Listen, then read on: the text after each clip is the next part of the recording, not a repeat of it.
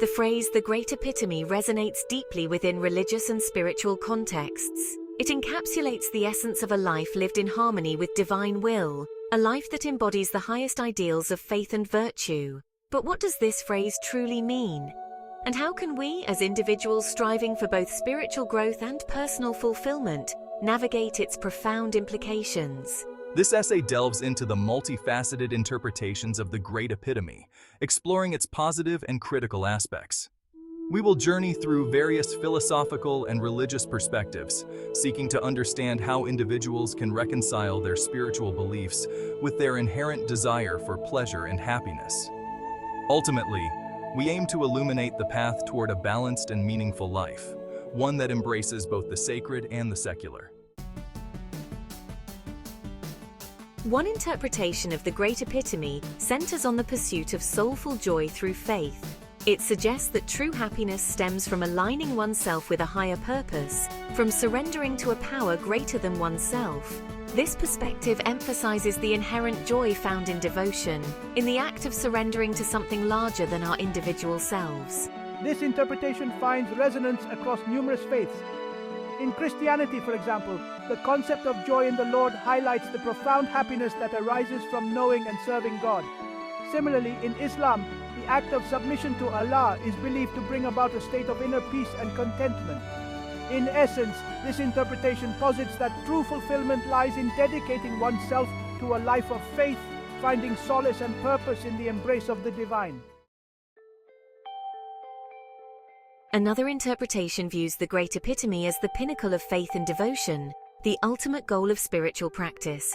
It suggests that the true meaning of life lies in achieving a state of complete union with the divine, transcending the limitations of the material world and merging with the source of all creation. This perspective finds expression in various mystical traditions, such as Sufism within Islam, Kabbalah in Judaism, and various schools of Hinduism and Buddhism. These traditions emphasize practices like meditation, prayer, and selfless service as pathways to achieving this state of union.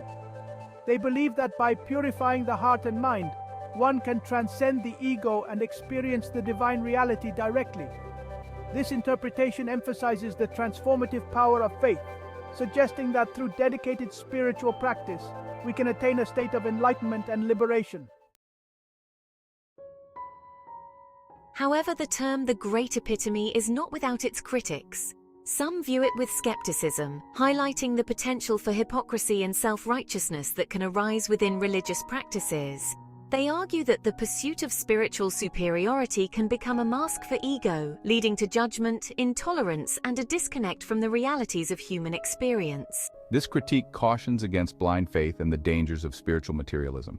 It emphasizes the importance of genuine compassion, humility, and a willingness to engage with the world in all its complexities. It reminds us that true spirituality lies not in outward displays of piety, but in the inner transformation of the heart and the way we treat ourselves and others. The quest for balance, navigating pleasure and spirituality. The pursuit of the Great Epitome should not negate the importance of enjoying the pleasures life has to offer.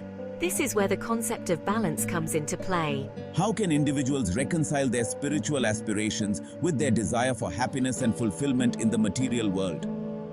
This is a question that has puzzled philosophers and theologians for centuries. Some argue for a strict separation between the spiritual and the material, advocating for asceticism and renunciation of worldly pleasures.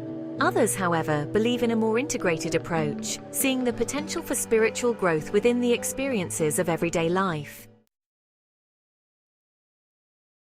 The Buddha's middle way, harmony in moderation.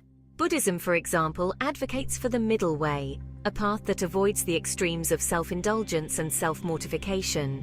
It encourages individuals to find a balance between enjoying the pleasures of life and cultivating detachment from them. This involves practicing mindfulness, cultivating gratitude for what we have, and recognizing the impermanence of all things.